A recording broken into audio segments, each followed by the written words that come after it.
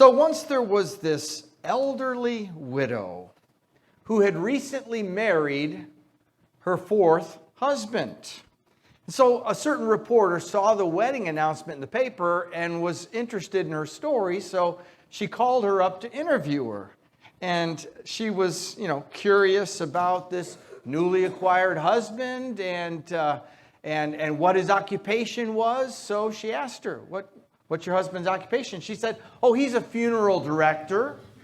She said, oh, okay, very interesting. And that caused her to wonder, well, what about the other husbands who had died? And what had been their occupations? And she said, well, my first husband, he was a banker.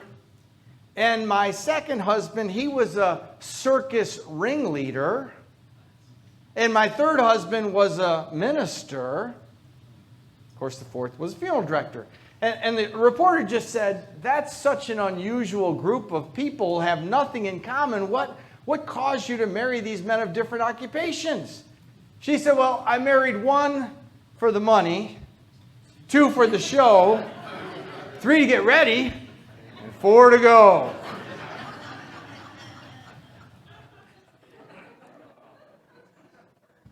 We want to talk about widows today. You might be surprised to know that the Bible actually has a lot to say about caring for widows. I love the story from 2 Kings 4 about the widow who had been married to a prophet. When he passed away, he left a debt. And the debt collector came looking for payment from her, the widow, and she didn't have anything. He said, well, you've got 2 sons. I'll take them. They can be my slaves, or I can sell them on the slave block. Well, she didn't want that, obviously. So she went to the prophet Elisha and said, what should I do? I have nothing. He said, is there anything in your house? I mean anything. She said, well, I have this little jar of oil. And the prophet Elisha said, you go and you find as many jars and bowls as you can find, and then you pour the oil into those jars. So she and her sons scoured the neighborhood and grabbed every available jar and bowl from their friends, and they began pouring. And they filled one bowl, then the next, and they poured and they poured and they poured until all the bowls and jars were filled, and the oil stopped pouring. She went back to Elisha. She said, we filled all the jars. He said, go sell those jars of oil, pay your debt, and you can live on the rest. So we see through that story, many other scriptures, that God holds a special place in His heart for widows. And God not only holds a special place in His heart for widows, He also holds accountable those who neglect or take advantage of widows. You know, Moses received the 10 Commandments, right? And the rest of the law. And in that law, we find these words. You must not mistreat any widow or fatherless child. If you do mistreat them, they no doubt will cry to me, and I will surely hear their cry. My anger will burn, and I will kill you with the sword. Then your wives will be widows, and your children will be fatherless. Now, would you call that a harsh warning? Yeah. Wow. Talk about God being concerned about widows and the fatherless. Basically, God says, don't mess with widows or orphans, or I will mess with you, right? Through the prophets, God often expressed His concern for widows, like this passage from Isaiah 1. Stop doing wrong, learn to do right, seek justice, encourage the oppressed, defend the cause of the fatherless, and plead the case of the widow. When we turn to the New Testament, we see in Acts chapter 6, one of the first problems facing the church was a problem of taking care of the widows. Some of them were being overlooked in the daily distribution of food. And so a new ministry was started just to be sure those widows' needs were cared for.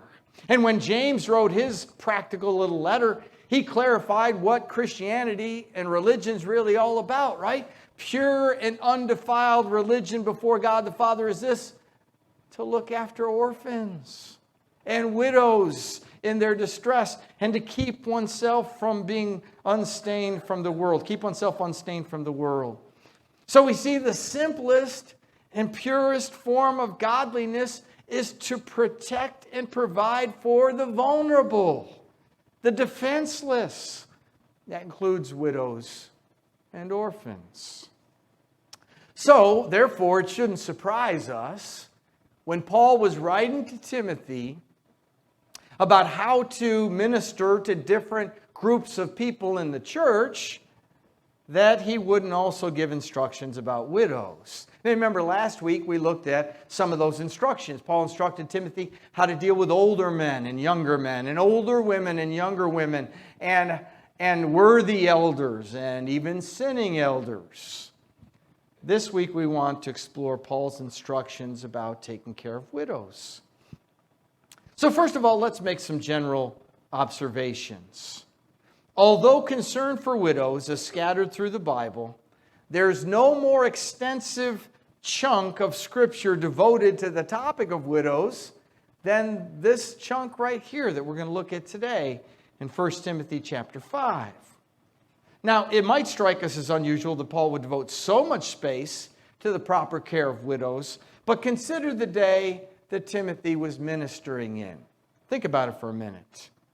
Remember that many men who became Christians were persecuted. We talked about that in this morning's Bible class, right? They were ostracized. Some of them were even put to death. And what did that leave? Widows. And some of them young widows, right? But also consider the fact that in that day, women didn't have as many career options that women may have in our day to even be able to take care of themselves in that situation. But also medical care was primitive, right? Many people died much younger than they die today with the good medical care that we have. So all these factors resulted in there being many Christian widows who found themselves in need. Now let's get a little overview of the passage. Now we want to notice that Paul really talks about 5 different kinds of widows in this passage. First, there's widows in genuine need, and that's talked about in 3 different verses there. Then there's widows who have living relatives. He talks about that several times in the text. Widows who live carnal lives, worldly lives. Then there's these widows who are, quote unquote, on the list. And then last of all, he talks about widows who are young. Now, one observation that surfaces is that the church must be careful not to waste its resources on people who are not really in need or should have their needs met by members of their own families first. And whether we like to admit it or not, there are individuals and there are families that milk the local church.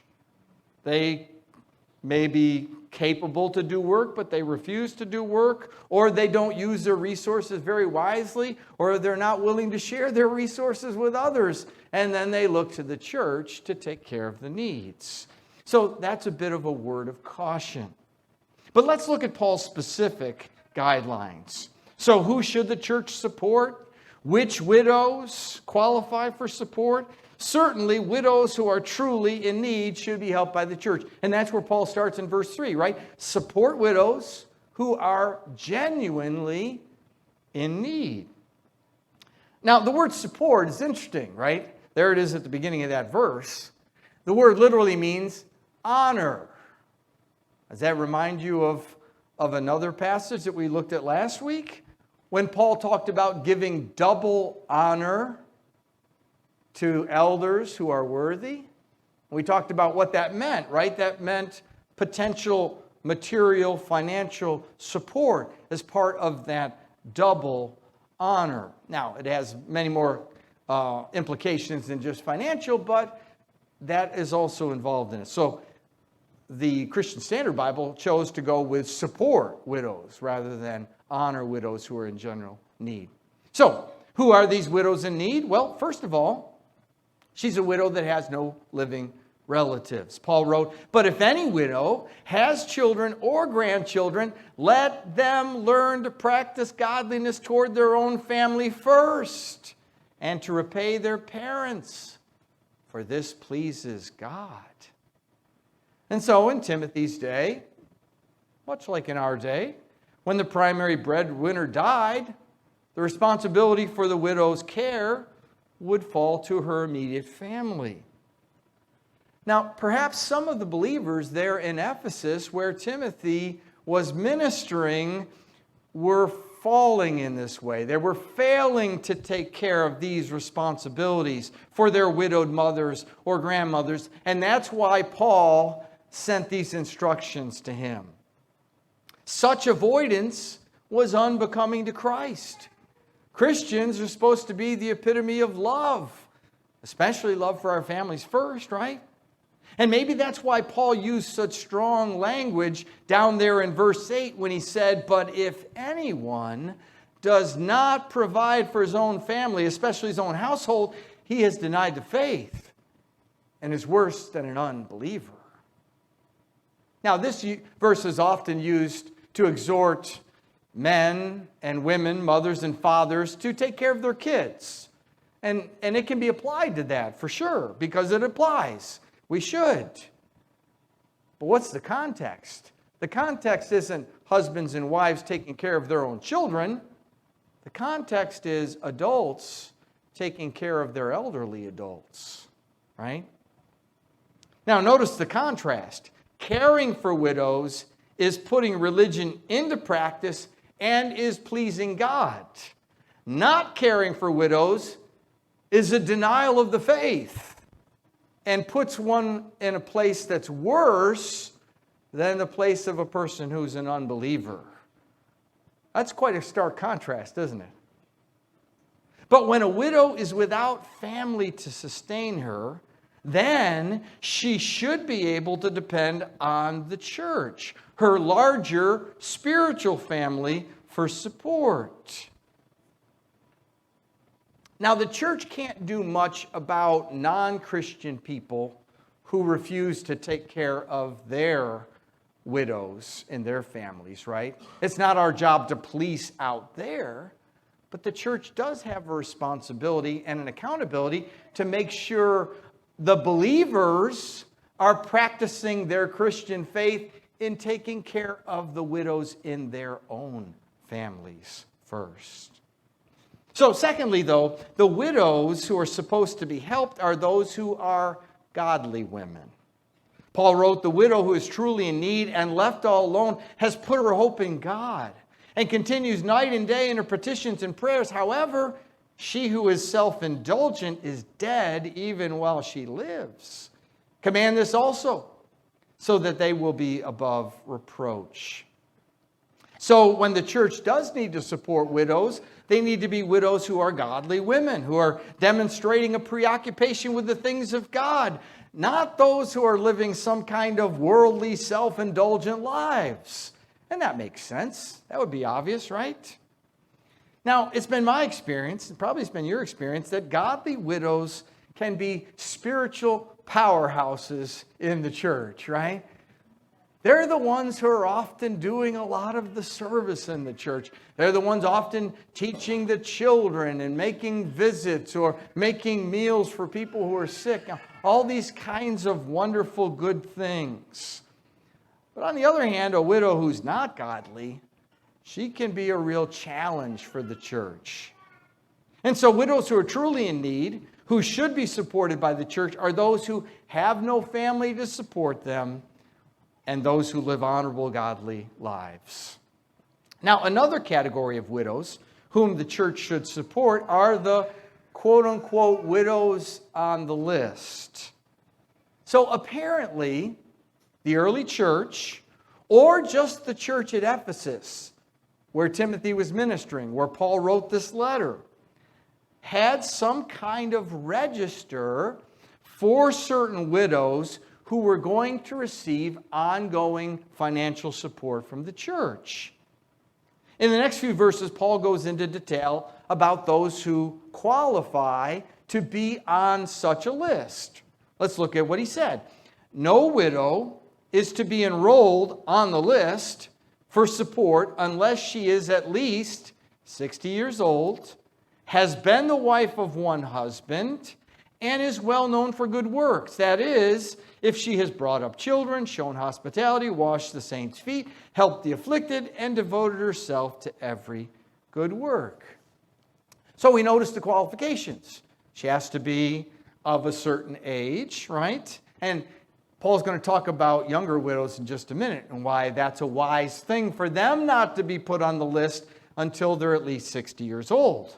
Second, she must have been faithful to her husband, a faithful wife, and that she must have this history of doing good works. So it appears that part of the support was going to be so that she could be ministering, and if she hasn't been one who ministers, then she shouldn't be on the list. Now, we don't know much about how this special group of widows was organized, but it's obvious they had to meet some specific qualifications, and then they had to follow through with their role of doing good works. But when they were put on the list, the church would then support them financially, and they would remain unmarried, and they would be involved in service. Now, here's a quote from a commentator who's a respected commentator called J.W. Roberts. He wrote, "We know too little of what Paul is directing to imitate it in the church in modern times. Surely if God had wanted this arrangement, whatever it was, to continue in the church, he would have given us more information on it. God's word furnishes us unto every good work." In other words, this isn't something that every church has to be doing. Otherwise, we would have been given much more information. That's what J.W. Roberts is saying. But each church should be looking to how to take care of their widows. But next we notice the younger widows who did not qualify for such a list and did not receive that ongoing support for two reasons. And let's look for those reasons as we read these verses. But refuse to enroll younger widows, for when they're drawn away from Christ by desire, they want to marry. And they will therefore receive condemnation because they have renounced their original pledge. At the same time, they also learn to be idle, going from house to house. And they're not only idle, they're also gossips and busybodies, saying things that they shouldn't say. Therefore, I want younger women to marry, to have children, to manage their households, and give the adversary no opportunity to accuse us. For some have already turned away to follow Satan. So, did you detect the two reasons why young widows shouldn't be put on the list? First, because they may want to remarry.